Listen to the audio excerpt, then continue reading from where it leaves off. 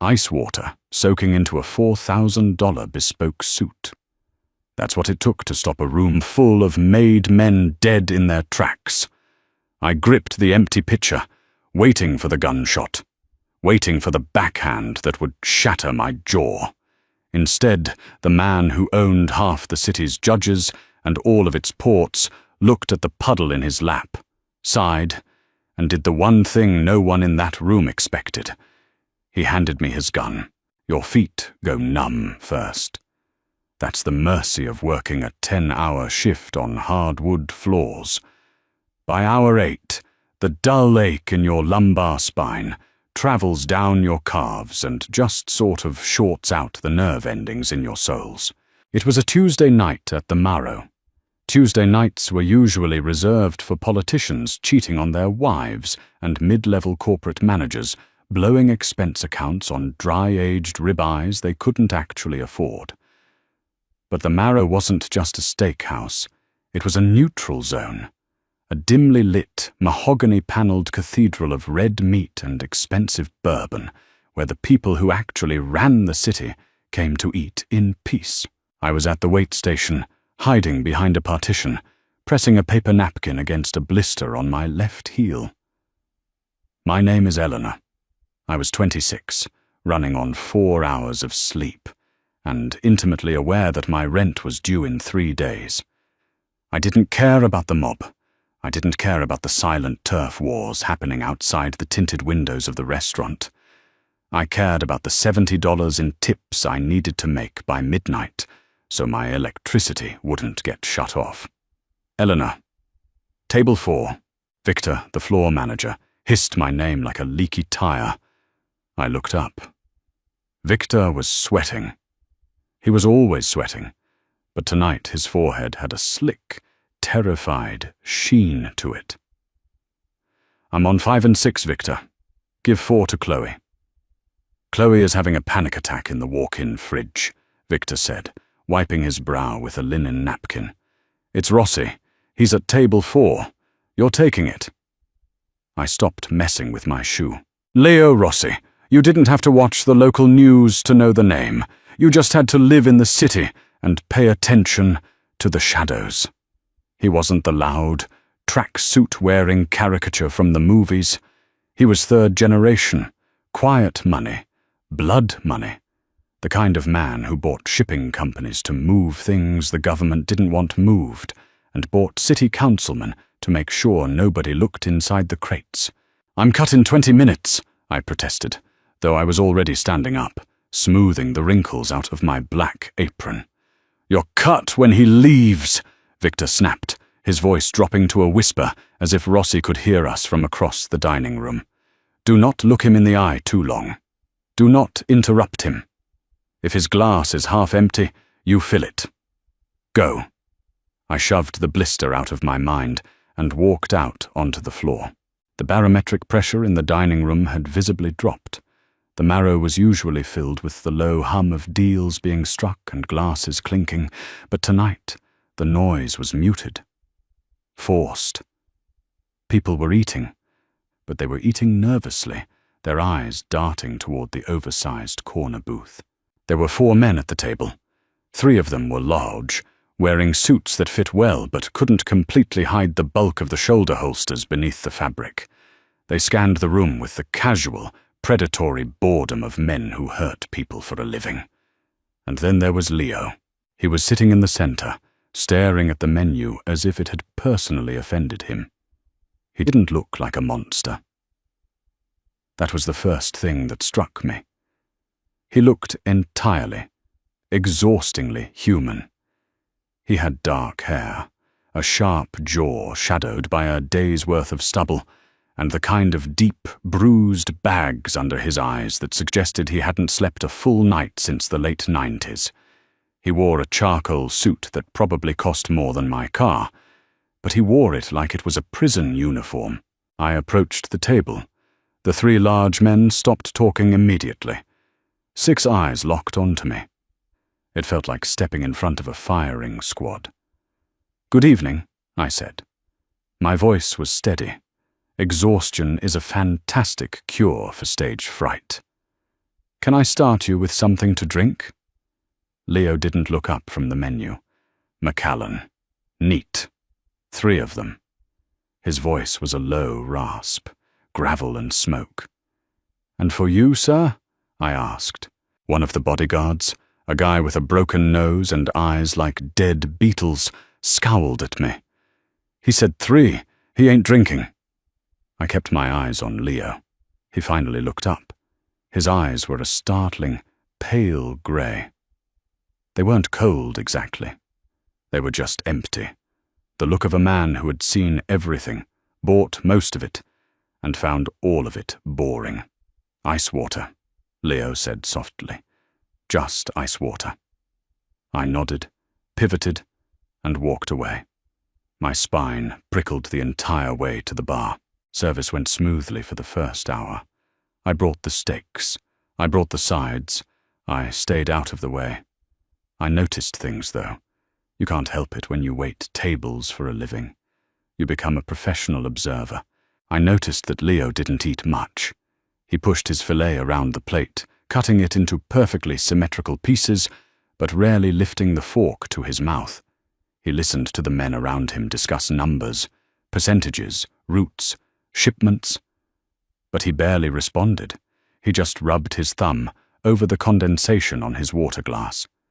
He looked profoundly lonely. Not the romantic, brooding kind of lonely. The kind of lonely that comes from knowing everyone in the room is only there because they are terrified of you. It happened during the dessert clearance. It was a stupid, mundane chain of events. A physical glitch. A glitch that nearly got me killed. I was carrying a heavy plastic pitcher of ice water, doing the rounds to top off the glasses. My blister had finally popped, sending a sharp, white-hot spike of pain up my leg with every step I took on my left foot. I was favoring my right side, which threw my balance off by a fraction of an inch. Table 4 was wrapping up. The broken-nosed bodyguard was laughing at a joke one of the others had made. Leo was leaning back against the leather booth, eyes half closed, looking at the ceiling. I approached from his blind side to refill his glass. "Excuse me," I murmured, leaning in. At that exact second, the man to Leo's left shifted his weight, bumping the heavy oak table. The table slid an inch. The base of Leo's heavy crystal water glass caught the edge of my tray. I tried to compensate. I shifted my weight to my bad foot. The blister screamed. My knee buckled. Just for a microsecond. But a microsecond is all gravity needs. My hand jerked forward. The lip of the pitcher clipped the rim of the glass. 32 ounces of freezing, ice-choked water surged out of the plastic spout. It didn't just spill, it cascaded. It hit the edge of the table and dumped directly into Leo Rossi's lap, soaking the front of his charcoal trousers, his silk tie, and the open vest of his suit. The ice cubes hit the hardwood floor like bullets dropping from a chamber. Clack, clack, clack. The silence in the restaurant was instantaneous. It was as if someone had pulled the plug on the ambient noise. The jazz music coming from the overhead speakers suddenly sounded too loud. I froze. My breath trapped in my throat. The bodyguard with the broken nose moved faster than a man his size had any right to. He was out of the booth, his hand diving under his jacket, his dead beetle eyes locked on my chest. The other 2 men stood up, their chairs screeching against the floor. I didn't back away. I couldn't. My brain was completely paralyzed. All I could think, insanely, was, well, I guess I don't have to pay my electric bill. Leo didn't jump up. He didn't gasp. He just sat there. The ice water was dripping from the edge of the table onto his expensive leather shoes. He looked down at his lap. Then, slowly, he raised his head and looked at me. His grey eyes were wide, the sleepy boredom completely gone. The drop in temperature had shocked him awake.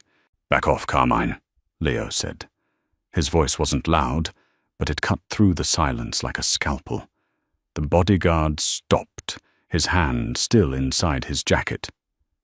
"Boss, I said back off." Leo stood up. He was tall, much taller than he looked sitting down. He towered over me, the ruined fabric of his suit clinging to him. The water dripped from his cuffs. Victor, the manager, materialized from thin air, his face the color of spoiled milk. "Mr. Rossi, I am so sorry. I am so incredibly sorry. She is new. She's fired. I'll comp the meal. I'll pay for the dry cleaning. Shut up, Victor," Leo said softly. He didn't even look at the manager. He kept his eyes on me. I was gripping the empty pitcher so hard my knuckles were white. I forced myself to meet his gaze. I wasn't going to cry. I was terrified, yes, but beneath the terror was a heavy, exhausted resignation. I was too tired to beg. "I tripped," I said. My voice was a little raspy. My shoe caught. "I'm sorry." It was a pathetic apology. It wasn't nearly enough. You don't just say, "sorry," when you humiliate the head of the Rossi syndicate in front of his crew. Leo stared at me. He looked at my eyes, then down at my knuckles, white against the plastic handle, then all the way down to my cheap, scuffed black shoes. He saw the way I was keeping my weight off my left foot. He didn't yell. He didn't threaten me. He reached into his jacket pocket. Carmine tensed. I squeezed my eyes shut, bracing for the worst. "Here," Leo said. I opened my eyes. He wasn't holding a weapon. He was holding out a folded, immaculate white cotton handkerchief. I just looked at it. "Your hand," he said, gesturing with his chin. "You scraped it on the glass." I looked down at my right hand. There was a thin line of red across my knuckles where I had hit the rim of the crystal. I hadn't even felt it. I slowly reached out and took the handkerchief. The cotton was soft. Expensive. "Thank you," I whispered. Leo turned to Victor, who was vibrating with anxiety. "If you fire her, Victor, I will burn this restaurant to the ground and piss on the ashes. Are we clear?" Victor swallowed hard. "Crystal, Mr. Rossi, absolutely." Leo looked back at me.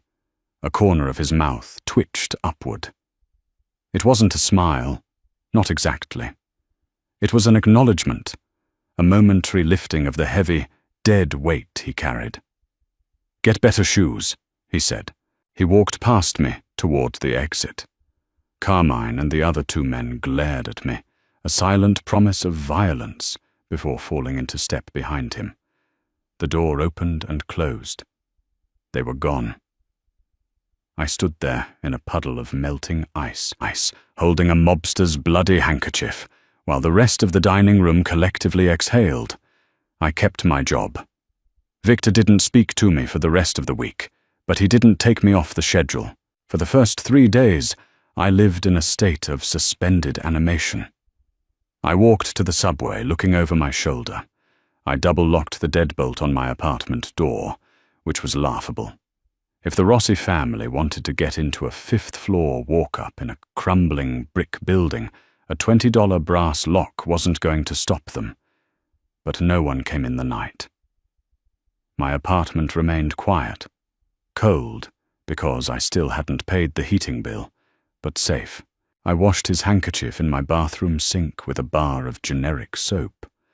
I scrubbed the little drop of my own blood out of the pristine white cotton, rinsed it, and draped it over the shower rod to dry. I didn't know why I kept it. I should have thrown it away. It felt like holding on to a piece of a live grenade. But I ironed it flat, folded it into a neat square, and slipped it into the pocket of my work apron. On Friday night, the rain was coming down in sheets. The restaurant was half empty.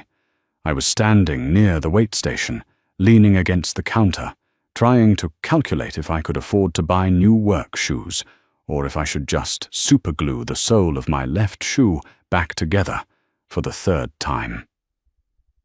The front door opened, letting in a gust of cold, wet wind.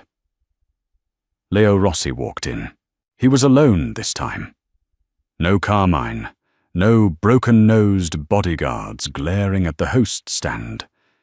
He was wearing a dark wool trench coat, the shoulders soaked from the rain. He looked around the dining room, his grey eyes sweeping over the scattered tables until they landed on me. He didn't wait to be seated by the hostess. He walked directly to my section, pulled out a chair at a small two-top table near the window, and sat down. My stomach plummeted to my knees. The fear came rushing back, a cold spike in my chest. Victor was suddenly beside me, gripping my arm tightly. "Go!" he hissed. "Do not spill anything. Do not breathe on him. Treat him like a bomb that hasn't gone off yet." I pulled my arm out of Victor's grip. I took a deep breath, pasted on my customer service blank face, and walked over to the table. "Good evening," I said. Leo was looking out the window at the rain hitting the glass. He didn't look at me. "You still work here?" "You told my boss not to fire me. He likes keeping his building unburnt." It slipped out before I could stop it. A rush of pure, unadulterated stupidity. I bit the inside of my cheek hard enough to taste copper. "You don't talk back to a man who can make you disappear into a cement foundation." Leo stopped looking at the window. He turned his head slowly and looked up at me. For a long, terrible second, there was no expression on his face. Then he let out a short, quiet breath. A laugh. Just a single exhalation of air. But it transformed his face completely. The harsh lines around his mouth softened. The deadness in his eyes retreated, replaced by a sharp, calculating intelligence. "Fair point," he said. He unbuttoned his trench coat. "Coffee, black, and bring me whatever the kitchen is throwing away. I'm not picky tonight." "We don't serve garbage here, Mr. Rossi." "Leo," I blinked. "Excuse me?" "My name is Leo. If you're going to dump things on me, you might as well use my first name." He leaned forward, resting his elbows on the table. He didn't look like a crime boss right now. He looked like a tired man who had been out in the rain too long. "What's yours?" "Eleanor." "Eleanor." He tested the name out, his voice low. "Get me the coffee, Eleanor, before I fall asleep at your table." I went to the kitchen. My hands were shaking as I poured the dark roast into a ceramic mug. The chef, a terrifying Frenchman who usually screamed at the waitstaff, plated a beautiful slice of prime rib for me without me even asking, pushing it across the pass with a nervous nod toward the dining room. I carried the tray back out. I set the coffee down perfectly. I slid the plate of prime rib in front of him. "No spills." "Thank you," he said. I turned to leave, but his voice stopped me. "Did you buy new shoes?" I paused, looking back at him. He was slicing the meat, not looking up. "No," I said honestly. "Not yet." "Why not?" "Because shoes cost money, and rent costs more." I shouldn't have answered. I shouldn't be having this conversation. "Enjoy your meal." I retreated to the wait station. For the next hour, I watched him. He ate slowly. He drank his coffee. He didn't look at his phone. He didn't have anyone approach him. He just sat in the quiet, dim light of the restaurant, a solitary figure, radiating a gravitational pull that kept everyone else at least 20 feet away.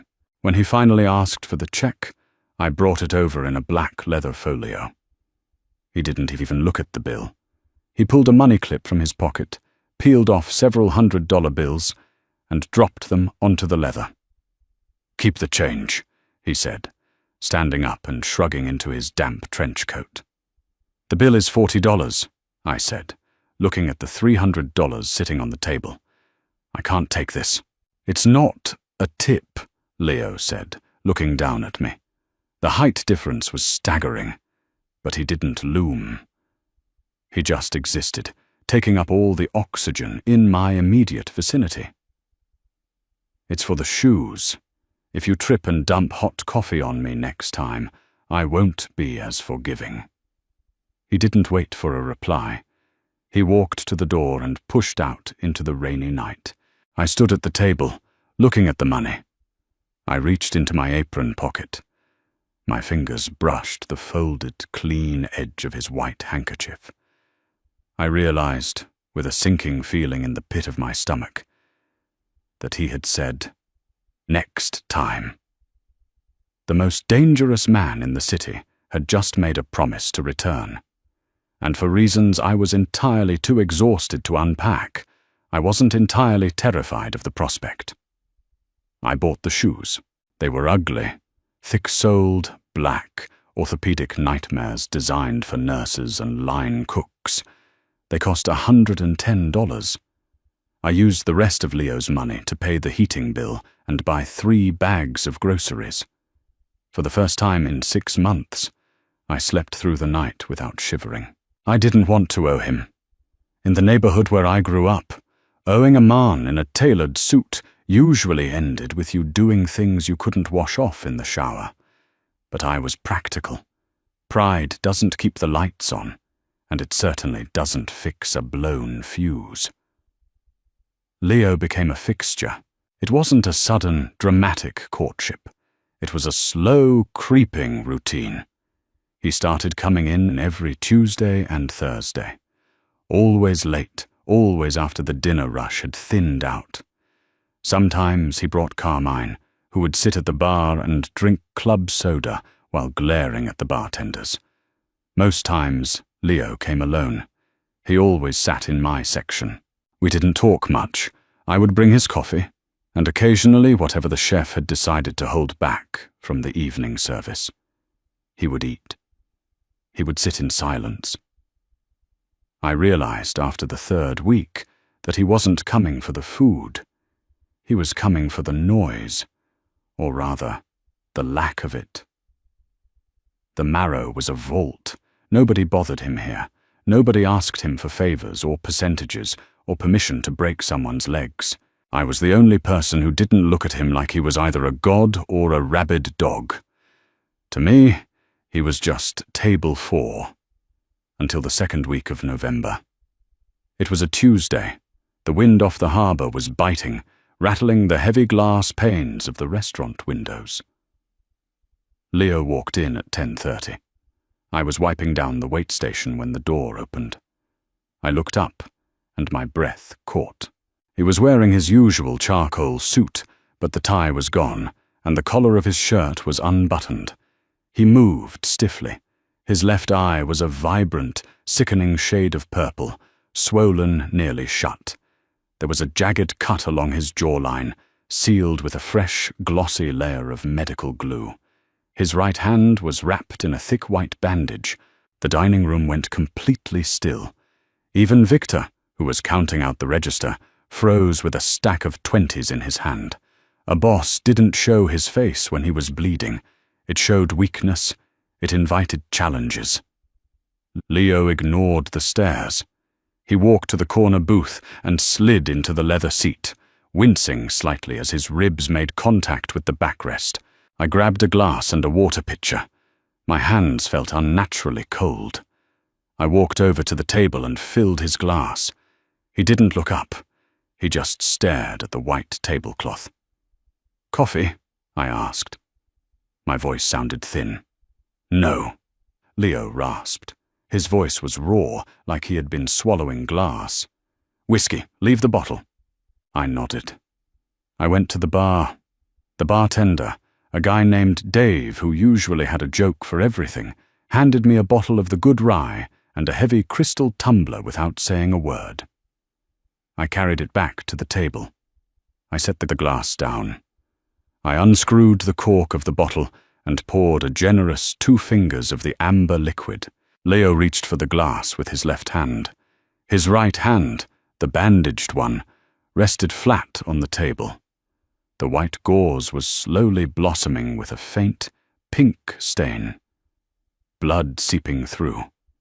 He brought the glass to his lips, but his hand was shaking. Just a tremor, but enough to make the ice clink against the crystal.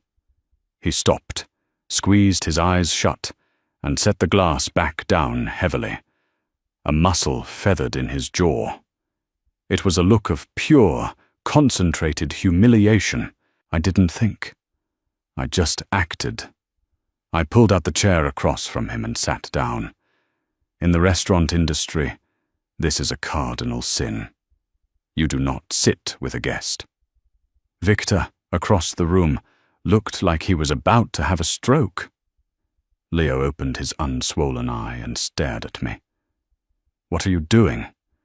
"Taking a break," I said. I reached across the table. I took the glass of whiskey. I didn't hand it to him. I just moved it closer, right to the edge of his side of the table, so he wouldn't have to reach. Then I pulled a clean cloth napkin from my apron. "Your hand is bleeding," I said, pointing to the gauze. He looked down at it like it belonged to someone else. "It'll stop." "It's ruining the tablecloth." I leaned forward, reached out, and gently took his bandaged hand. He flinched, a sharp intake of breath hissing through his teeth, but he didn't pull away. His skin was freezing. I wrapped the clean linen napkin around the seeping gauze, tying it tight enough to apply pressure, but not enough to cut off circulation. My fingers brushed his wrist. I could feel his pulse. It was fast, erratic, the rhythm of a man running on pure adrenaline and pain. "You should go home, Leo," I said softly, keeping my eyes on his hand. "I can't," he said. The gravel in his voice was thicker now. "If I go home, I have to make decisions. I have to make phone calls. People will die." I finished tying the knot. I didn't let go of his hand immediately. I just held it there on the table, a grounded anchor in the middle of whatever storm he had just walked out of. "Then just sit here," I said. I stood up, smoothed my apron, and walked away. I left the bottle. I didn't go back to the table for an hour. When I finally did, the bottle was a quarter empty, and Leo was asleep, his head resting against the high back of the booth, his breathing finally slow and even. I didn't wake him until midnight, when Victor finally locked the doors. 3 weeks later, the bill came due. I didn't know the politics. I didn't know who the men were. I just knew that in Leo's world, peace was just a pause between funerals. It was a Thursday. The restaurant was packed. A local politician was hosting a fundraiser in the private back room, which meant the main floor was buzzing with aides, journalists, and hangers-on. Leo was at table 4. Carmine was with him this time, sitting across the booth. They were eating in silence. I was at the espresso machine behind the bar, frothing milk. The steam was loud, hissing in my ears. The front door opened. I happened to look up. 2 men walked in. They were wearing dark winter coats, despite the fact that it was unseasonably warm outside. They didn't stop at the host stand. They didn't look at the busy dining room. Their eyes were locked, instantly and exclusively, on the corner booth. They moved with a terrifying, synchronized purpose. My brain registered the anomaly before my body could react. They were too stiff. Their hands were buried deep in their coat pockets. Carmine saw them a split second after I did. The large bodyguard didn't shout. He didn't issue a warning. He just kicked the heavy oak table upward with both feet, flipping it sideways, sending plates, silverware, and half-eaten steaks crashing to the floor. At the exact same moment, the 2 men drew from their coats. The sound wasn't like the movies. It wasn't a clean bang. It was deafening. It was the sound of a jackhammer tearing through a tin roof inside a closed garage.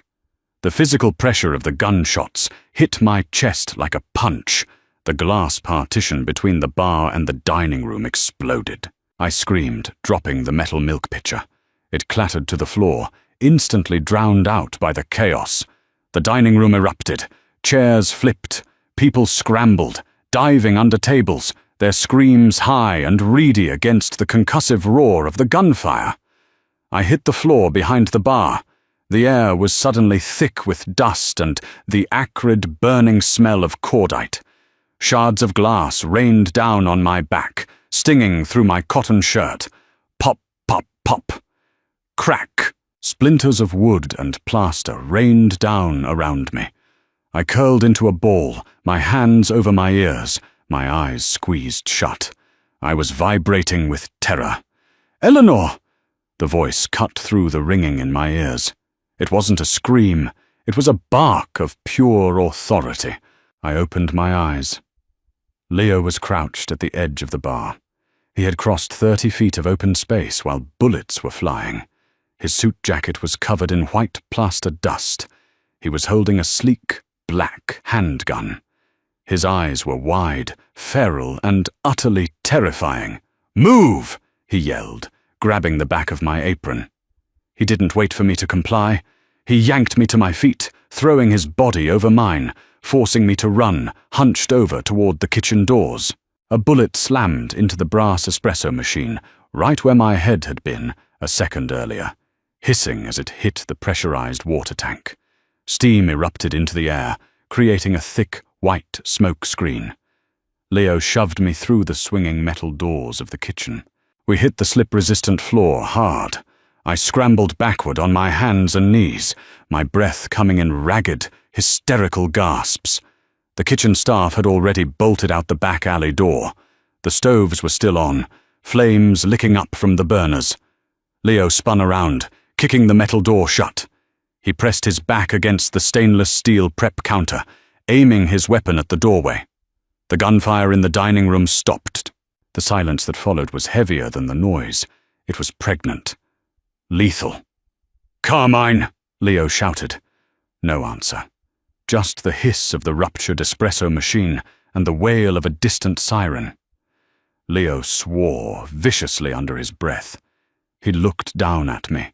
I was shaking so hard my teeth were clicking together. There was blood on my hands from where I had crawled over broken glass. "Are you hit?" he asked. His voice was clipped, clinical.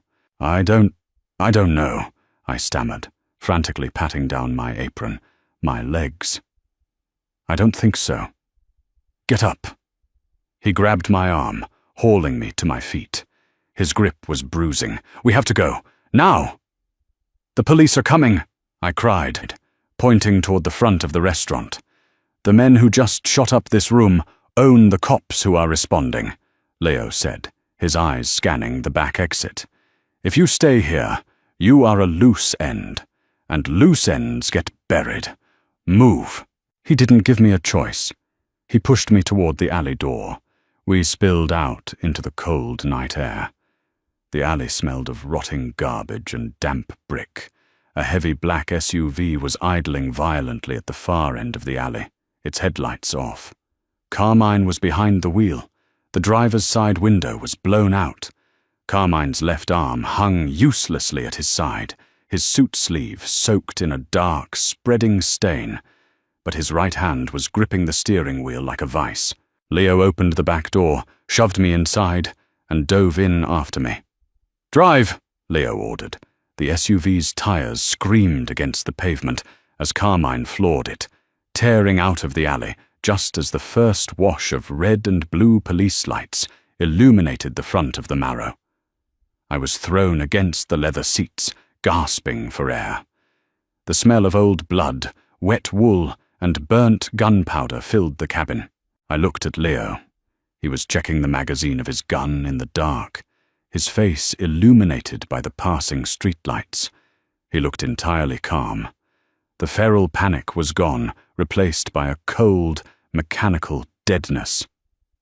I realized, with a sickening drop in my stomach, that the man who liked quiet dinners and needed help bandaging his hand was a ghost. This blood-soaked, calculated violence, was the real Leo Rossi, and I was trapped in a moving metal box with him. The ride lasted 40 minutes. I didn't speak. I just stared at my hands. The adrenaline was rapidly leaving my system, leaving behind a cold, hollow exhaustion that made my bones ache. I noticed absurd details. The way the leather seats squeaked when Leo shifted his weight. The metallic click of the safety on his gun being engaged. The wet, ragged sound of Carmine's breathing in the front seat. The fact that I was still wearing my black work apron. We didn't go to a sprawling compound or a mansion behind iron gates. Carmine pulled the SUV into an underground parking garage of a sleek, hyper-modern high-rise on the edge of the financial district. "You good, see?" Leo asked softly as the car idled in a concrete bay.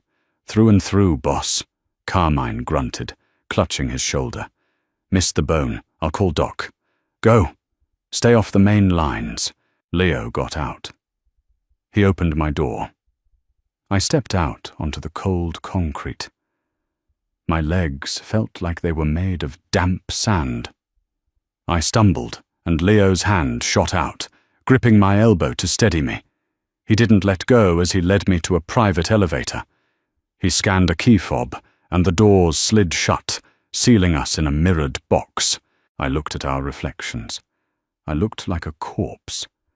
My hair was plastered to my forehead with sweat and plaster dust. My cheap white uniform shirt was streaked with dirt and tiny pinpricks of blood from the glass. Beside me, Leo looked like a ruined king. The dust coated his expensive suit, and his jaw was locked tight. "Where are we?" I finally managed to ask. My voice cracked.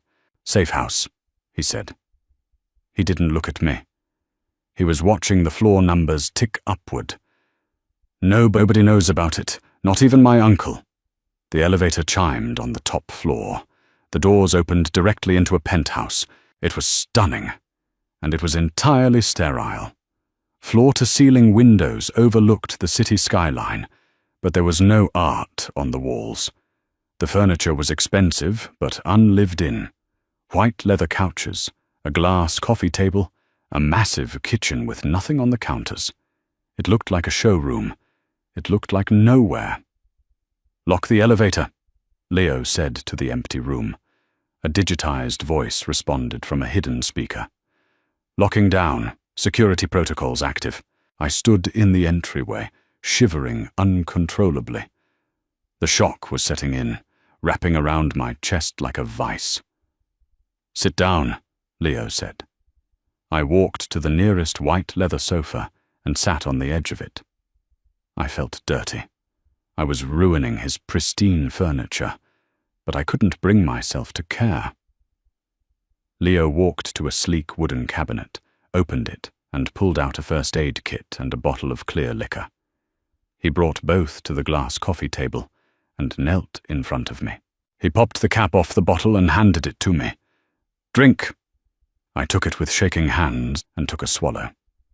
It wasn't water. It was vodka, cheap and burning, searing its way down my throat. I coughed, tears springing to my eyes, but the heat spread through my chest, forcing my heart to slow down a fraction. Leo took the bottle from me and set it down. He opened the first aid kit. "Give me your hands," he ordered gently. I held them out. My palms and knuckles were covered in tiny, superficial cuts from the shattered glass behind the bar. Leo took a square of gauze, soaked it in alcohol, and began to wipe my hands clean. He was meticulous. He didn't rush. The sting of the alcohol made me flinch, but his grip was surprisingly gentle. The contrast was dizzying. An hour ago, he was a killer. Now, he was tending to my scratches with the focus of a surgeon. "I'm sorry," he said. The words hung in the quiet, sterile air. "For what?" I asked. My voice was a hollow whisper. "For dragging you into this." He focused on a particularly deep scratch near my thumb, pressing a clean bandage over it. I thought the marrow was untouchable. I was wrong. I got sloppy. Who were they? Moretti's people. He didn't look up. They're making a play for the ports. Killing me publicly was supposed to send a message. Why did you bring me here? I asked. The question had been burning in my throat since the alley. I'm just a waitress, Leo. I don't know anything. I wouldn't have talked. He finally stopped. He let go of my hands and looked up at me.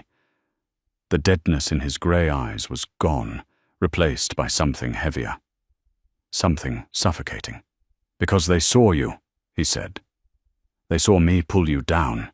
In my world, if you want to hurt a man, you don't shoot him. You kill whatever he touches. I stared at him. The silence in the penthouse stretched out, thick and dangerous. He stood up, suddenly looking exhausted. The adrenaline crash had hit him, too.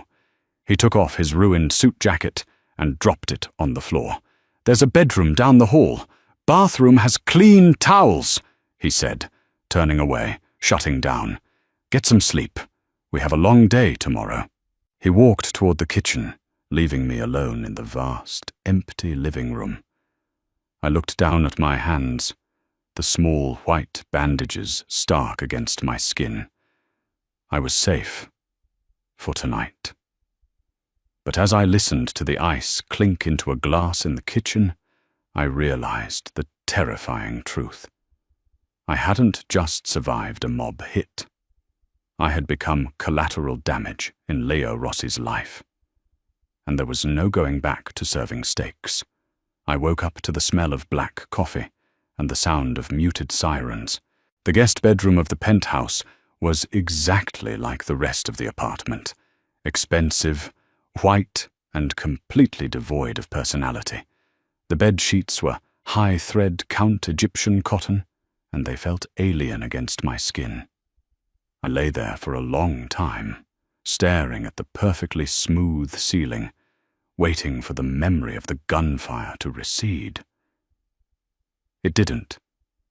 It just settled into my bones, a permanent, vibrating hum of anxiety. I threw off the covers. I was still wearing my work clothes, the cheap, flour-dusted white shirt and the black slacks that smelled like fryer grease and cordite. I found a massive, walk-in shower in the ensuite bathroom. I stripped, leaving my ruined clothes in a pathetic pile on the heated slate floor, and stood under the scalding water until my skin turned angry and red. I scrubbed my knuckles where the glass had cut me. I scrubbed my arms. I was trying to wash off the alleyway, the blood, the sheer proximity to death. When I finally stepped out, there was a stack of clean clothes sitting on the closed toilet lid. A pair of grey sweatpants and a plain black t-shirt. They smelled faintly of cedar and expensive laundry detergent. They were huge on me. I had to roll the waistband of the sweatpants 3 times just to keep them from falling down. I walked out into the main living area. The floor-to-ceiling windows offered a panoramic view of the city in the harsh, grey light of morning. The harbour looked cold and unforgiving in the distance.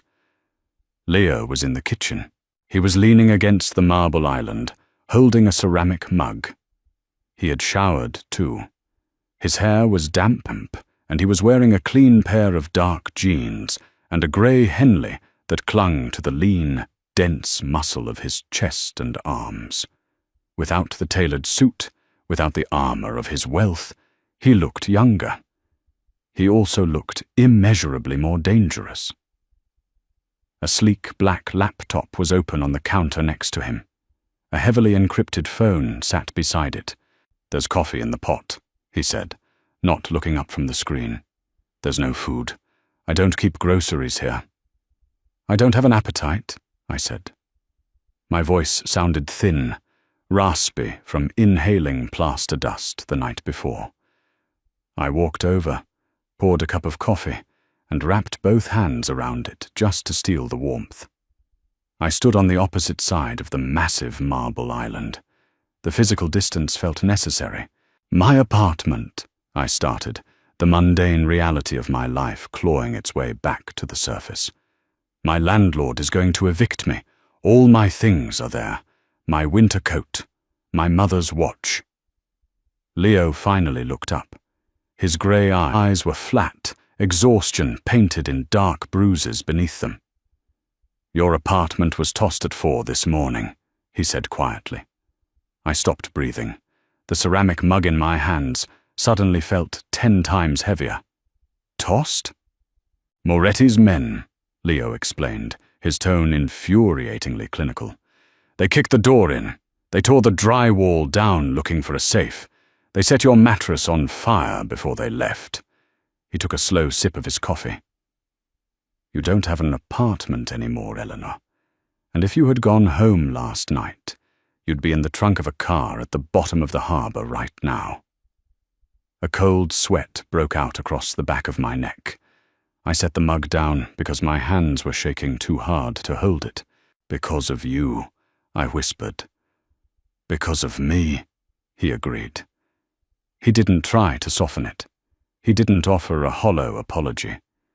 He just presented the fact like a physical object placed between us on the counter. "I spilled water on you," I said, my voice rising, the panic finally cracking through the numbness. "That's it. That is the entirety of our relationship, Leo. I dumped ice water on your suit.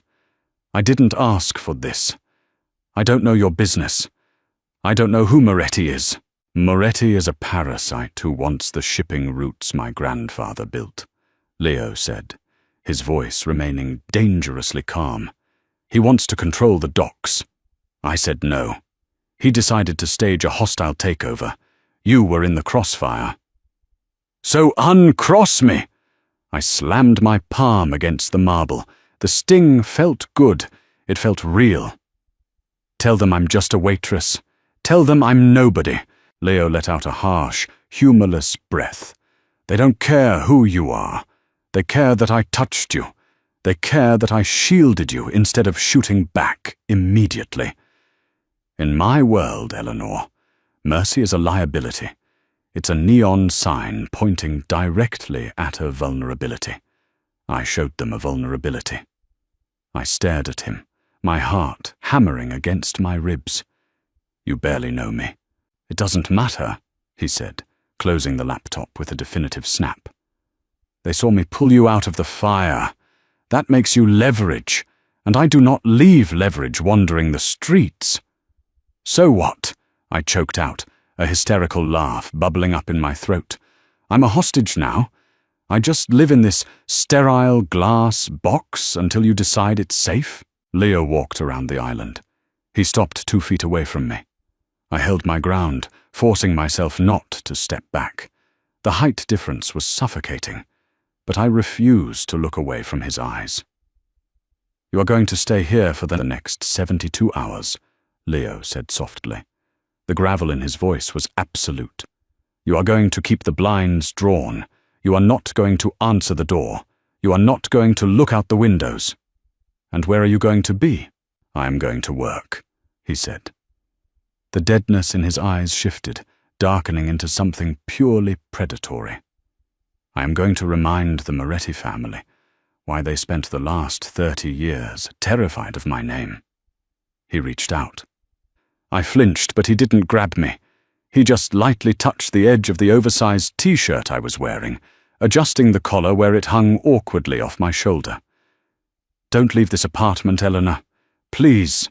It was the first time I had heard him use that word. It wasn't an order.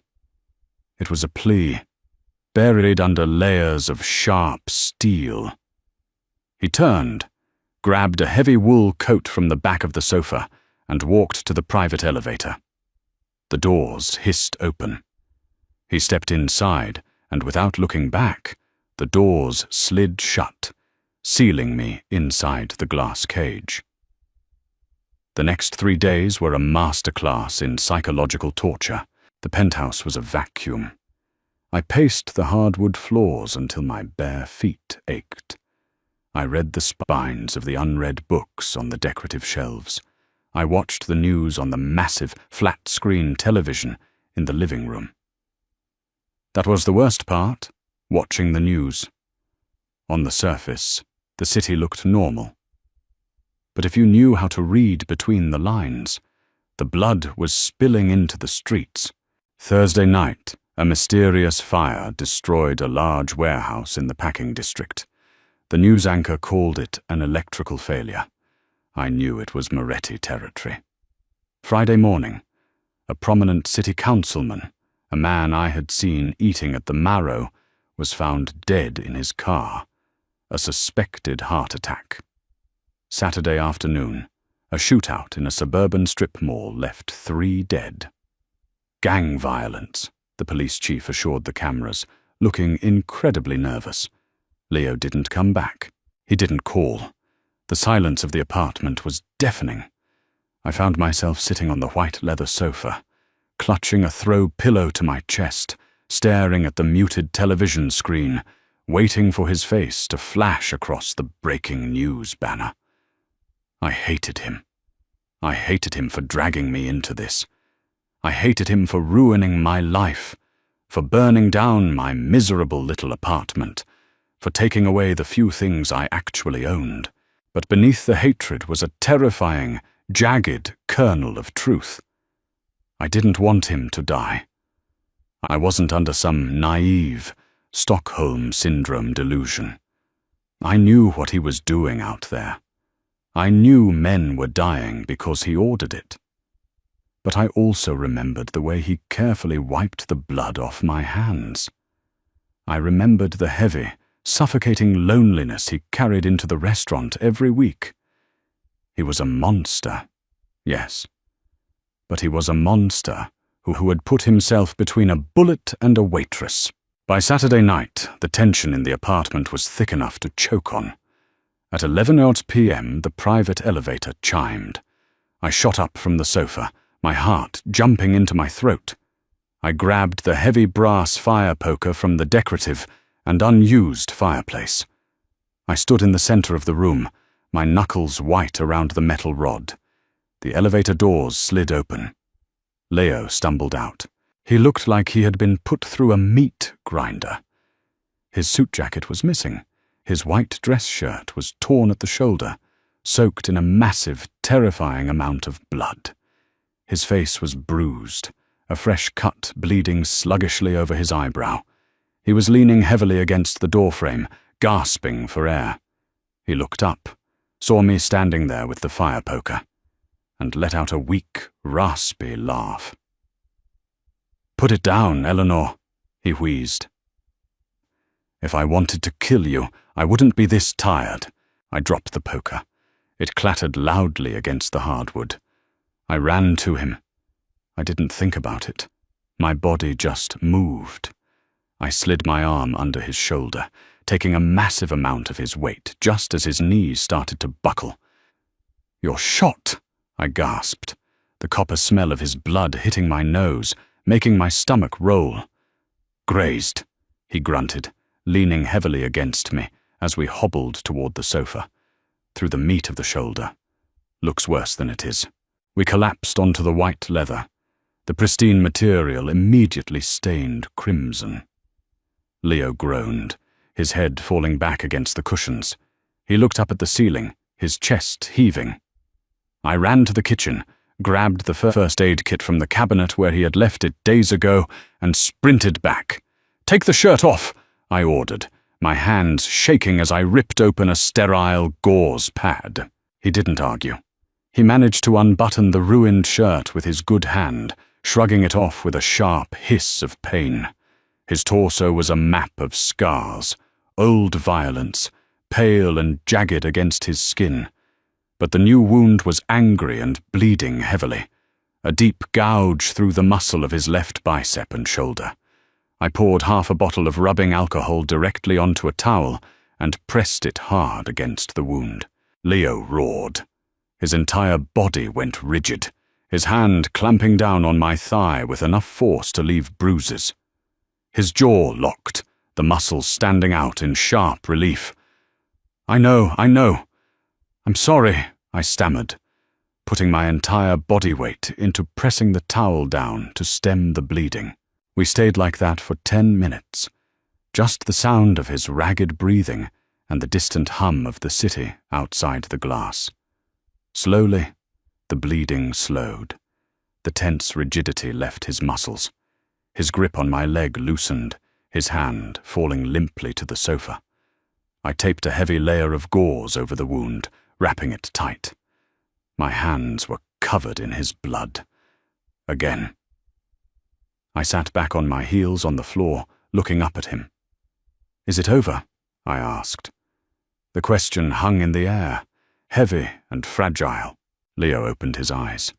He looked at me, really looked at me, tracing the exhaustion on my face. "Moretti is dead," he said quietly.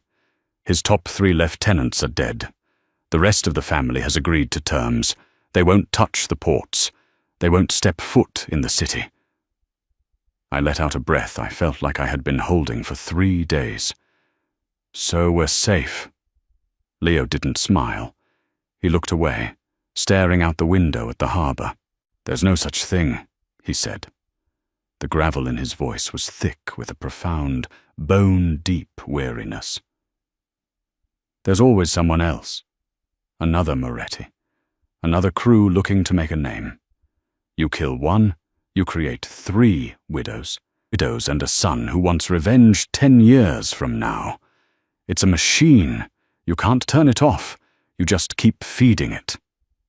He slowly sat forward, wincing as the muscles in his shoulder pulled. He reached out and gently took my blood-stained hands in his. "I went to a sit-down tonight with the commission," Leo said, his thumbs brushing over my knuckles. "The men who oversee all the families on the coast." "And?" "I gave it to them," Leo said. I stared at him, confused. "Gave them what?" "Everything," he replied. "The ports, the shipping routes, the warehouses, the unions, the political favors, all of it. I laid it on the table and I walked away. My mouth dropped open. You don't just walk away from the mob. Everyone knows that. You leave in a box, or you don't leave at all." "They let you?" I whispered.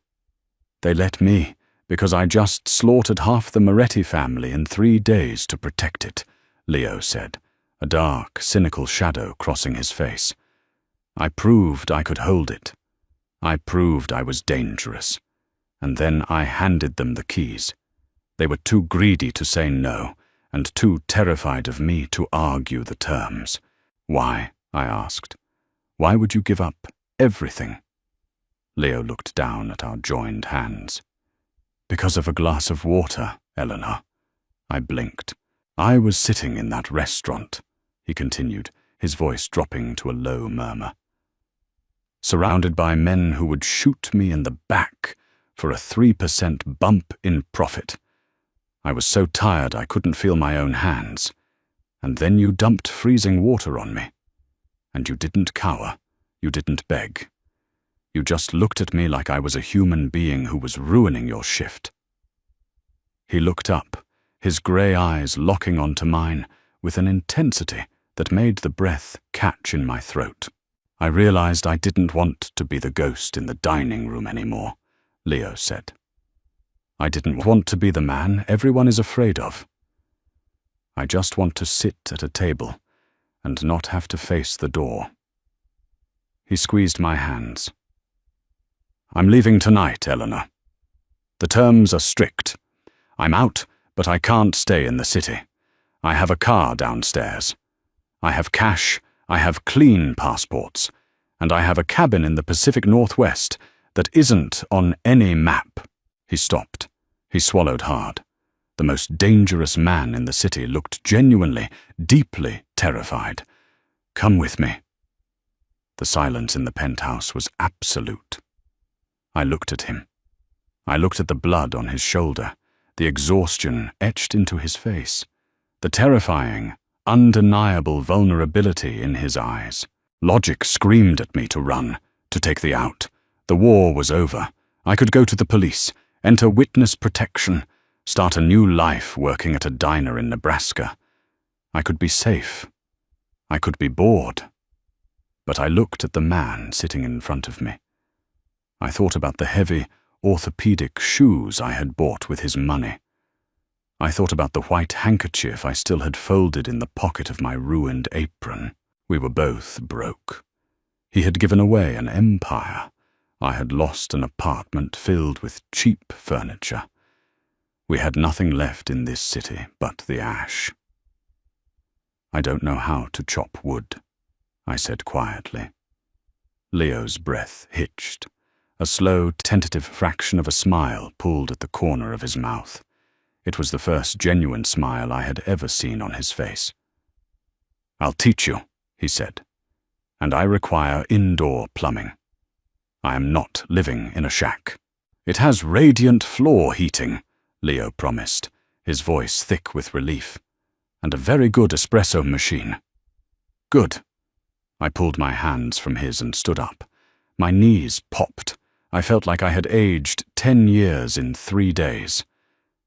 Because if you think I'm drinking instant coffee for the rest of my life, you're out of your mind. We didn't pack bags. We didn't have anything to pack. Leo put on a heavy black overcoat to hide the blood-soaked bandages. We walked to the private elevator. He keyed the fob. The doors opened. Before we stepped inside, Leo turned back to look at the penthouse. The immaculate white sofa stained with blood. The sterile, empty kitchen. The panoramic view of the city he used to own. He pulled a small remote from his pocket. He pressed a button. "What did you just do?" I asked as we stepped into the elevator. "Erased the security footage, wiped the servers, and ignited a small thermite charge in the master server rack," Leo said calmly as the doors slid shut. "By the time the fire department gets here, there won't be a single fingerprint or strand of DNA left in that apartment." I stared at him. "You set the building on fire?" "Just the penthouse," he corrected, leaning against the mirrored wall of the elevator. "It has top-tier sprinkler systems. The rest of the building will be fine. But it sends a message." "What message?" Leo looked at me in the reflection of the glass. "That Leo Rossi is a pile of ash." We walked out into the underground parking garage. The black SUV was gone, replaced by a dark grey, unassuming sedan. Leo tossed me the keys. "You're driving," he said, clutching his bad shoulder. "I'm legally impaired by pain and adrenaline." I caught the keys. I slid into the driver's seat. It smelled like new leather. I adjusted the mirrors, started the engine, and pulled out of the concrete bunker, merging onto the empty, rain-slicked streets of the city. We drove in silence for a long time. The neon lights of the storefronts blurred past the windows. The city looked smaller somehow, less intimidating. As we crossed the massive suspension bridge leading out of the city limits, I glanced over at the passenger seat. Leo's head was resting against the window. His eyes were closed. His breathing was slow and even. For the first time since I met him, the tension in his jaw was completely gone. He didn't look like a mob boss. He didn't look like a killer. He just looked like a man who was finally going home. I turned my eyes back to the dark highway stretching out in front of us, pressed my foot down on the gas and drove us into the dark. Sometimes the universe doesn't send a sign. Sometimes it just sends 32 ounces of freezing ice water to wake you up from a life you didn't know you were drowning in. Eleanor and Leo didn't get a fairy tale, but they got out. And sometimes survival is the most romantic ending of all. If this gritty, grounded story kept you on the edge of your seat, hit that like button. It helps the channel immensely. Share this video with someone who loves a dark, slow-burn romance, and don't forget to subscribe and ring the bell so you never miss our next descent into the shadows. See you in the next one.